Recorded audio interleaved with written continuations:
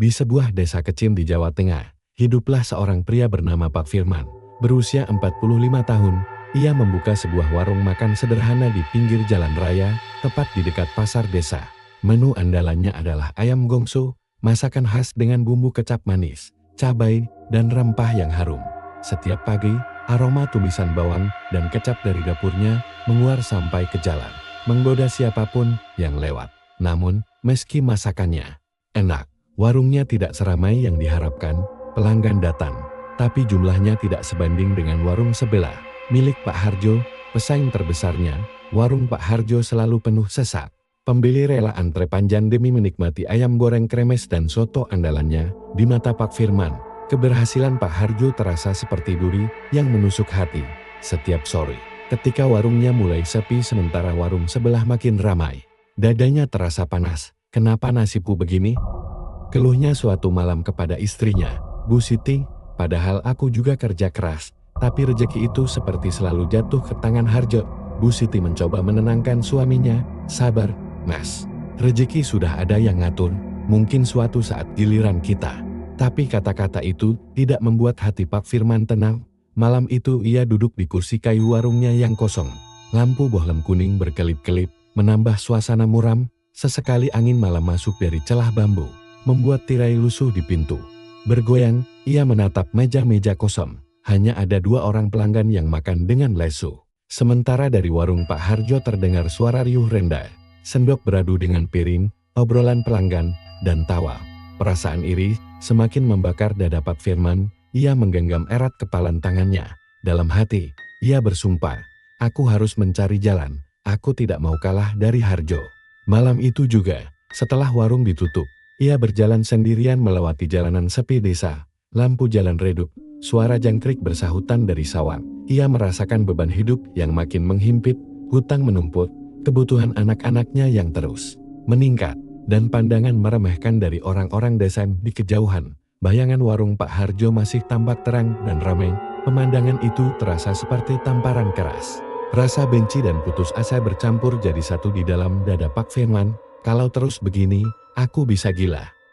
Bisiknya lirir, tanpa sadar, hatinya mulai terbuka untuk mencari jalan pintas, sebuah jalan yang kelak akan menjerumuskannya ke dalam kegelapan yang tak bisa ia hindari. Beberapa hari setelah malam itu, rasa iri dan putus asa Pak Firman semakin menjadi-jadi.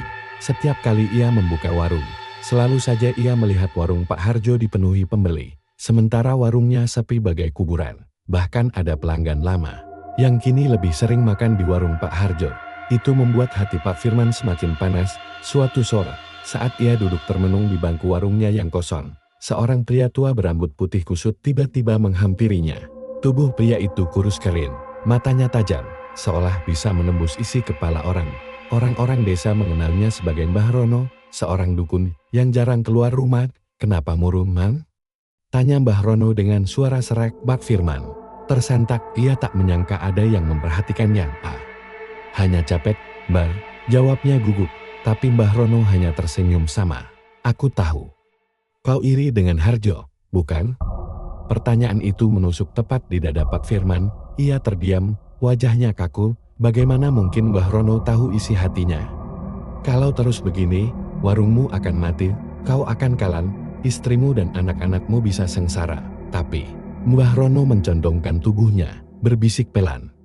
Ada jalan pintas, kalau kau berani. Pak Firman menelan ludah. Jalan pintas. Mbah Rono tersenyum aneh. Pesugihan, kau bisa membuat warungmu selalu ramai, pelanggan akan ketagihan. Mereka tidak akan bisa makan di tempat lain, selain warungmu. Kau akan kaya, tapi tentu saja ada syaratnya. Suasana warung yang sepi terasa semakin mencekam. Angin sore tiba-tiba berhembus kencang, membuat tirai pintu bergoyang keras. Pak Firman merasa dadanya berdebar kencang, antara takut dan penasaran. Syaratnya apa, Mbah? Tanyanya dengan suara bergetar. Semua pesugihan butuh tumbal, jawab Mbah Rono dingin. Pesugihan ayam gongso. Syaratnya sederhana, setiap masakanmu harus kau campur dengan darah ayam hitam yang telah diritualkan, dan tumbalnya dari keluargamu sendiri. Pak Firman tercekat, tubuhnya seperti dipukul. Petir, keluargaku. Mbah Rono ganggu kadot ya, tidak sekaligus. Tapi perlahan, satu demi satu, hingga selesai kau siap, Man. Atau kau mau terus jadi pecundang, kalah oleh Harjo seumur hidupmu. Hening sejenak, suara jangkrik terdengar semakin nyaring. Dalam hati, Pak Firman berperang, ia mencintai keluarganya. Tapi bayangan warung sepi, hutan, dan hinaan orang-orang desa terus menghantui pikirannya. Ia teringat wajah istrinya yang lelah, anak-anaknya yang sering meminta uang jajan lebih. Semua itu membuat hatinya goyang. Kalau aku menolak, apakah ada jalan lain? Tanya Pak Firman lirih. Mbah Rono menatapnya tajam. Tidak ada. Kau hanya punya dua pilihan, tetap miskin dan mati perlahan. Atau kaya raya, tapi bayar dengan harga yang setimpal. Kata-kata itu bergema di kepala Pak Firman, seperti bisikan setan yang tak bisa diusir. Mbah Rono lalu berdiri, pikirkan. Baik-baik, kalau sudah siap, temui aku di gubuk tua dekat hutan pinggir desa. Malam Jumat Kliwon, aku akan menunggumu. Tanpa berkata apa-apa lagi, Mbah Rono pergi. Langkahnya pelan tapi meninggalkan jejak ketakutan di hati Pak Firman. Malam itu, Pak Firman tak bisa tidur. Ia hanya terbaring dengan mata terbuka, menatap langit-langit rumah. Di telinganya masih terdengar suara Mbah Rono yang berbisik. Kaya raya, tapi bayar dengan tumbal keluargamu. Hatinya gelisah, tapi benih keinginan sudah tertanam, dan sekali benih itu tumbuh, ia sulit untuk dicabut lagi. Malam itu akhirnya tiba, malam Jumat Kliwon, langit gelap tanpa bintang, angin berhembus dingin menusuk tulang. Pak Firman melangkah sendirian ke arah hutan di pinggir desa. Sesuai pesan Mbah Rono, hutan itu terkenal angker, jarang ada orang berani masuk, apalagi malam-malam. Jalan setapak menuju dalam hanya diterangi lampu petroma kecil yang ia bawa. Di setiap langkahnya, terdengar suara ranting patah, dedaunan kering berderak, dan suara burung hantu yang melengking panjang. Setibanya di tengah hutan, ia melihat sebuah gubuk tua yang reyot, dindingnya dari bambu lapun, atap rumbia yang hampir runtuh. Dari dalam gubuk, tercium bau anyir darah bercampur asap kemenyan. Mbah Rono sudah menunggu di sana, matanya tajam, wajahnya penuh keriput. Di depannya ada sebuah kurungan bambu besar, di dalamnya seekor ayam hitam raksasa dengan bulu berkilau. Pekat, matanya merah menyala, paruhnya besar, dan kakinya bercakar tajam. Ayam itu berkokok dengan suara serak, tapi menggelegar, membuat bulu kuduk Pak Firman berdiri. Kau datang juga, kata Mbah Rono. Bagus, malam ini, warungmu akan lahir kembali. Pak Firman menelan ludah, tangannya dingin, tubuhnya gemetar. Itu ayam apa, Mbah? Ini bukan ayam biasa, jawab Mbah Rono dingin. Ini pancar dari pesugihan ayam gongso, setan penunggu yang akan memberi rejeki. Tapi ingat, setiap kali kau masak, kau harus campur sedikit darah dari ayam ini. Itulah yang membuat orang-orang ketagihan. Pak Firman menunduk. Suara hatinya masih berbisin, ini gila, Firman. Kau akan menyerahkan keluargamu sendirian, tapi bayangan warung yang ramai, uang berlimpah, dan wajah saingannya, Pak Harjo, membuat pikirannya kabur. Sekarang, letakkan ayammu sendiri di sini, perintah Mbah Rono sambil menunjuk ke sebuah altar kecil dari batu. Dengan tangan gemetar, Pak Firman mengeluarkan seekor ayam kampung putih dari karung. Ayam itu berkokok panik, seolah tahu ajalnya sudah dekat. Mbah Rono menghunus pisau berkarat, lalu menyembelih ayam itu di atas wadah tanah liat. Darah segar menetes, menimbulkan bau amis menusuk hidung. Darah itu kemudian disiramkan ke tanah. Tepat di depan ayam hitam raksasa, ajaibnya, ayam hitam itu berkokok keras, bulunya berdiri, dan matanya menyala lebih terang. Suara berkokoknya terdengar seperti tangisan manusia yang merintih. Sekarang, ulangi kata-kata ini, kata Mbah Rono. Ia mulai melantunkan mantra aneh, bahasa yang tidak dimengerti Pak Firman. Suaranya bergetar, kadang tinggi, kadang rendah, seperti bisikan dari dunia lain. Pak Firman menirukan, meski lidahnya keluh. Tiba-tiba, ayam hitam itu bergetar hebat. Dari mulutnya, keluar asap hitam pekat yang melingkar-lingkar, lalu menyusup ke dalam tubuh Pak Firman. Seketika ia merasakan dadanya panas, matanya berkunang-kunang, dan telinganya berdenging keras. Harga! Pak Firman berteriak, tubuhnya jatuh tersungkur ke tanah. Ia merasa seperti ada cakar yang menggaruk dari dalam perutnya. Namun, beberapa saat kemudian rasa itu hilang, tubuhnya kembali normal, tapi napasnya tersengal-sengal. Sekarang ikatanmu sudah jadi, kata Mbah Rono dengan tatapan menyeramkan. Mulai besok, Warungmu tidak akan pernah sepi. Orang akan ketagihan ayam gongso buatanmu, tapi jangan lupa. Tumbal akan diambil, satu demi satu dari keluargamu. Itu sudah perjanjian. Pak Firman terdiam, hatinya digelayuti rasa takut, tapi juga muncul rasa puas yang aneh. Ia tahu ia sudah terikat. Jalan pulang sudah tertutup. Dalam perjalanan pulang melewati hutan, ia terus mendengar suara ayam berkokok mengikuti langkahnya. Bukan kokok biasa, tapi seperti suara tawa yang mengejek. Sesampainya di rumah, Bu Siti menyambutnya. "Mas, dari mana malam-malam begini? Wajahmu pucat sekali." Pak Firman hanya tersenyum kaku. "Tidak apa-apaan, Bu. Besok, semua akan berubah." Malam itu, ia tidak bisa tidur. Di kepalanya hanya terbayang warungnya yang ramai, uang yang menumpuk, dan wajah Pak Harjo yang kalah. Tapi di sudut lain hatinya, ia juga teringat wajah anak-anaknya, dan rasa takut yang belum bisa ia akui. Pesugihan ayam gongso telah dimulai, dan sejak malam itu, rumah tangganya tidak akan pernah sama lagi. Keesokan harinya, matahari baru saja naik ketika Pak Firman membuka warungnya. Hatinya masih diliputi rasa gelisah. Setelah ritual semalam, bau amis darah ayam hitam itu masih terasa di hidungnya, seolah menempel dan sulit hilang. Dengan tangan bergetar, ia mulai memasak ayam gongso seperti biasa, tapi kali ini ia mengikuti petunjuk Mbah Rono. Saat bumbu sudah ditumis harum, ia mengambil botol kecil berisi cairan merah pekat darah ayam hitam dari ritual. Setetes saja ia tuangkan ke dalam wajan, lalu ia aduk pelan. Anehnya, aroma masakan berubah semakin kuat. Bau manis kecap bercampur pedas cabai terasa menusuk hidung, membuat perut siapapun yang mencium langsung keroncongan. Tak lama kemudian, sesuatu yang mengejutkan terjadi. Pelanggan berdatangan satu persatu, lalu semakin banyak. Mereka datang seperti orang yang kelaparan berat. Wajahnya tergesa-gesa. "Pak Firman, saya pesan ayam gongsonya ya, cepat," kata seorang bapak yang biasanya jarang mampir. "Wah, harum sekali. Tambah pedas, Pak," sahut ibu-ibu muda sambil menarik kursi. Meja demi meja terisi. Kursi yang biasanya kosong kini penuh. Bahkan ada yang rela berdiri menunggu pesanan. Suasana warung mendadak riuh, seperti tak pernah sepi. Pak Firman melirik istrinya, Bu Siti, yang tampak kebingungan melayani pembeli. "Kok tiba-tiba ramai sekali?" bisiknya. Pak Firman tersenyum samar, menahan rasa lega bercampur nyeri. "Ya mungkin rezeki kita mulai datang, Bu." Hari itu warungnya benar-benar meledak. Hasil penjualan berkali lipat dibanding biasanya. Uang kontan memenuhi laci kayu tempat ia menyimpan hasil dagangan. Namun, keanehan mulai terlihat parah.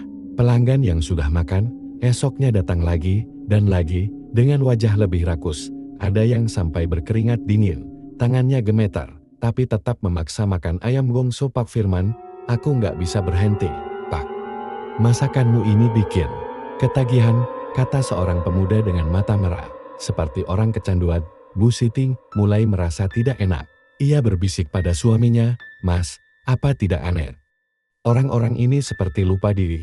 Masakan kita enak." "Iya." Tapi tidak sampai segininya. Pak Firman pura-pura tidak dengar. Dalam hatinya, ia merasa puas. Semua yang dikatakan Mbah Rono benar. Warungnya kini lebih ramai dari warung Pak Harjo.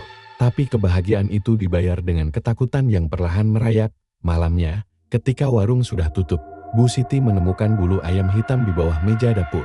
Padahal, ia yakin tidak ada ayam hitam di rumah mereka. "Mas, lihat ini." Bu Siti menunjukkan bulu itu dengan wajah pucat. "Kok bisa ada bulu ayam hitam di sini?" Pak Firman terdiam. Jantungnya berdegup kencang. Ia mengenali bulu itu sama persis dengan bulu ayam hitam raksasa yang ia lihat di gubuk Mbah Ronom. Sejak malam itu, rumah mereka mulai dipenuhi kejadian aneh. Tengah malam, sering terdengar suara ayam berkokok panjang, tapi suaranya serak dan menyeramkan. Berbeda dengan ayam biasa, kadang terdengar dari dapur, kadang dari halaman belakang. Anak-anak mereka, Rina dan Bayu, mulai mengeluh mimpi buruk. Bayu, si bungsu, sering menangis tengah malam. "Ibu, aku mimpi ada ayam hitam besar di kamarku." Matanya merah, "Dia mau patuk aku," katanya sambil memeluk ibunya erat-erat. Bu Siti makin resah. Ia mencoba bertanya pada suaminya, tapi Pak Firman selalu mengalihkan pembicaraan. "Sudahlah, Bu. Mungkin cuma mimpi anak-anak, jangan dipikirkan." Namun, jauh di dalam hatinya, Pak Firman tahu Semua ini adalah bagian dari perjanjian, pesugihan sudah menagih bayarnya, dan cepat atau lambat, tumbal pertama akan diambil. Hari-hari berlalu, warung ayam Gongso Pak Firman makin tak terkendali ramainya. Setiap hari selalu penuh. Pelanggan datang silih berganti seolah tak pernah kenyang. Suara sendok beradu dengan piring tak pernah berhenti sampai malam, namun di balik keramaian itu, suasana rumah Pak Firman semakin mencekam. Bayu, anak bungsunya yang baru berusia 8 tahun, mulai sering sakit. Tubuhnya panas tinggi, keringat bercucuran, dan ia sering mengigau. Malam itu, Bu Siti terbangun karena mendengar suara anaknya merintih. Ia mendapati Bayu menggeliat di tempat tidur, matanya setengah terbuka. Bibirnya bergerak seolah sedang berbicara dengan seseorang ibu. Ayamnya besar sekali. Matanya merah. Dia mau patuk aku. Suara Bayu lirih, seperti orang ketakutan. Bu Siti terkejut. Ia segera mengguncang tubuh anaknya. Bayu, bangun, nak. Itu cuma mimpi. Tapi Bayu malah berteriak keras, menjerit seperti ada yang benar-benar sedang mematuk tubuhnya. Ia menggaruk-garuk lehernya sendiri sampai berdarah. Bu Siti menjerit ketakutan, memeluk anaknya sambil menangis. Pak Firman yang baru pulang dari warung ikut panik. Ia mencoba menenangkan anaknya, tapi dalam hatinya ia tahu ini bukan sakit biasa. Ia teringat peringatan Mbah Rono, tumbal akan diambil satu persatu. Keesokan harinya, Bayu dibawa ke dokter. Hasilnya membuat Bu Siti semakin bingung. Dokter mengatakan Bayu sehat, tidak ada penyakit apapun, anak ini tidak apa-apa. Bu, mungkin hanya kecapekan atau ketakutan, kata dokter dengan wajah heran. Tapi setibanya di rumah, keadaan Bayu malah semakin parah. Malam itu tubuhnya kembali panas, kulitnya memerah seperti habis dicakar. Ia menjerit-jerit, matanya melotot, dan berteriak dengan suara bukan miliknya sendiri, "Aku tumbal pertama. Aku tumbal pertama."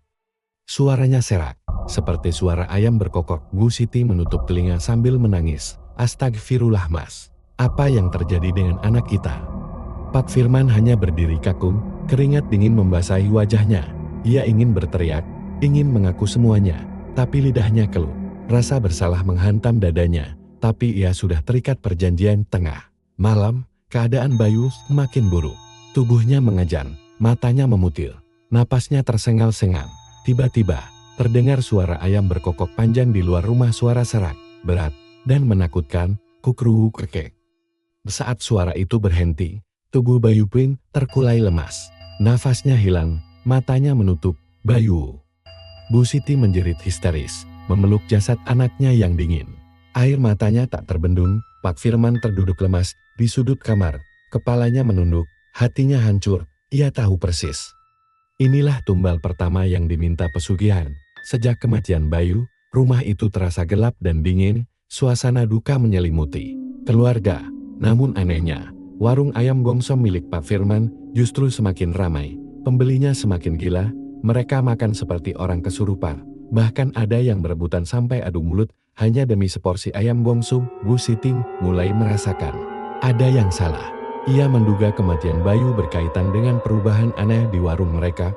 Ia mulai menaruh curiga pada suaminya, tapi ia belum punya bukti. Pak Firman hanya bisa menatap tumpukan uang di laci warung, tangannya gemetar setiap kali menghitungnya. Hatinya berteriak ingin berhenti, tapi ia juga merasa terlambat.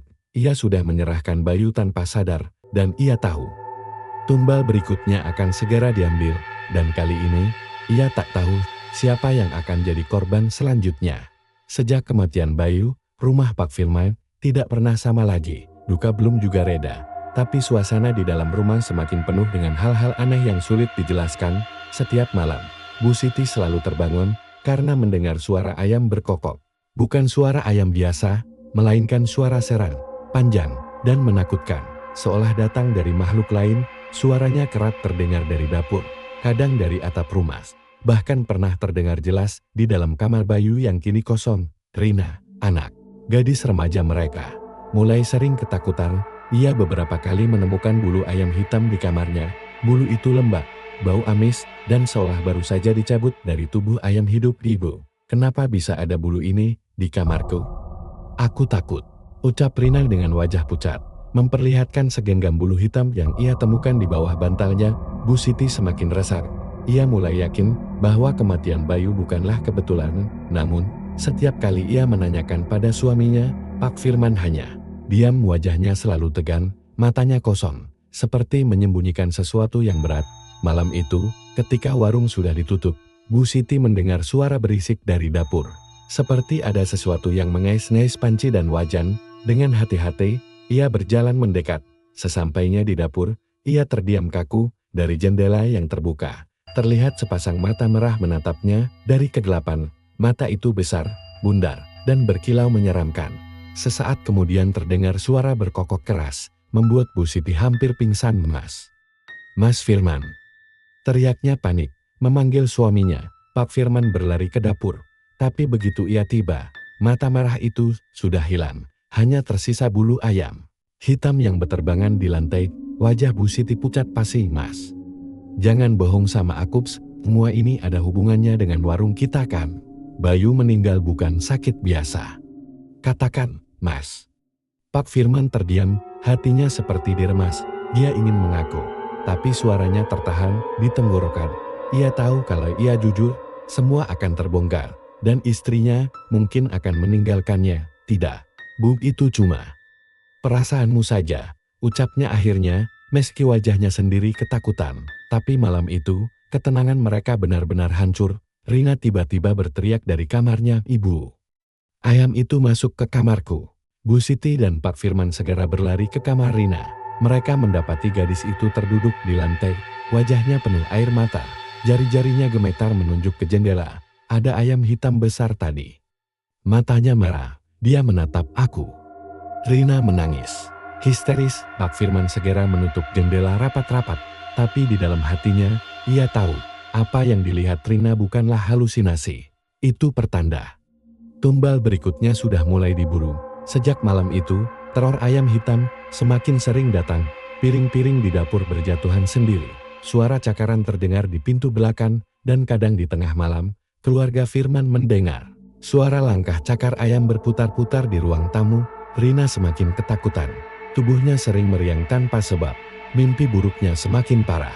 Ia pernah bermimpi dirinya dikepung puluhan ayam hitam. Sementara seekor ayam raksasa dengan mata menyala terus mematuk tubuhnya. Setiap kali bangun dari mimpi itu, tubuh Rina selalu penuh lebam, seperti benar-benar dipatuk sesuatu. Bu Siti akhirnya tak tahan lagi. Ia memohon pada suaminya, "Mas, hentikan semua ini. Aku tahu kau sembunyikan sesuatu, katakanlah. Kita sudah kehilangan Bayu, aku tidak mau kehilangan Rina juga." Pak Firman hanya bisa menunduk. Wajahnya penuh rasa bersalah. Ia tahu istrinya benar. Pesugihan ayam gongsu telah menjerat keluarganya, dan kini, giliran Rina yang sedang dibidik oleh ayam hitam pesugihan itu. Hari-hari setelah teror ayam hitam itu, menjadi semakin berat bagi keluarga Pak Firman. Bu Siti hampir setiap malam menangis diam-diam, memeluk Rina yang makin pucat dan ketakutan. Anak gadis itu sudah jarang mau keluar kamar. Wajahnya terlihat lelah, matanya sembab karena sering terbangun akibat mimpi buruk. Pak Firman sendiri semakin terhimpit oleh rasa bersalah. Ia tahu dengan jelas bahwa pesugihan ayam gongso sudah menagih tumbal berikutnya. Bayu sudah diambil, dan kini tanda-tanda itu jelas mengarah ke Rina.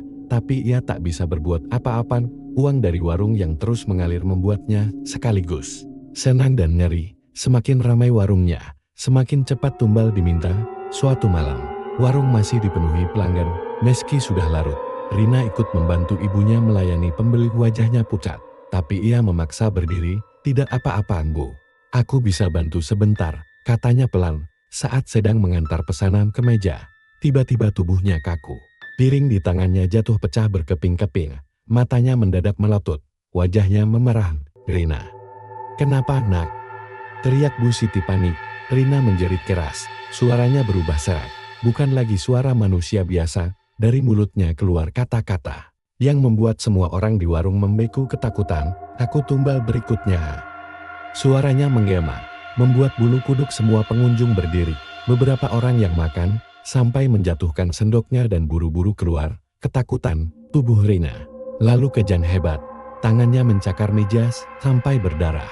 Matanya memerah seperti ayam yang siap bertarung. Dari tenggorokannya keluar suara berkokok panjang. Suara ayam hitam pesugihan itu, "Masalah, Mas. Anak kita kenapa begini? Bu Siti berteriak histeris. Pak Firman tak bisa berkata-kata, ia hanya berdiri. Wajahnya pucat pasi. Ia tahu, inilah saatnya tumbal kedua ditagih. Tiba-tiba, tubuh Rina terlempar ke lantai seperti ada yang menghantam. Ia menjerit-jerit, lalu berhenti mendadak. Napasnya tersengal, tubuhnya membiru, dan di lehernya muncul bekas cakaran panjang. Persis seperti dicakar ayam raksasa, Bu Siti langsung memeluk tubuh anaknya, menangis meraung, "Rina, jangan tinggalkan ibu. Tolong, Mas, lakukan sesuatu." Namun semuanya sudah terlambat. Rina terkulai, matanya kosong, tubuhnya dingin warung. Mendadak hening, pelanggan yang masih ada segera kabur, meninggalkan uang begitu saja di meja. Tak ada yang berani menoleh ke belakang. Malam itu, warung ayam Gongso Pak Firman ditutup lebih cepat.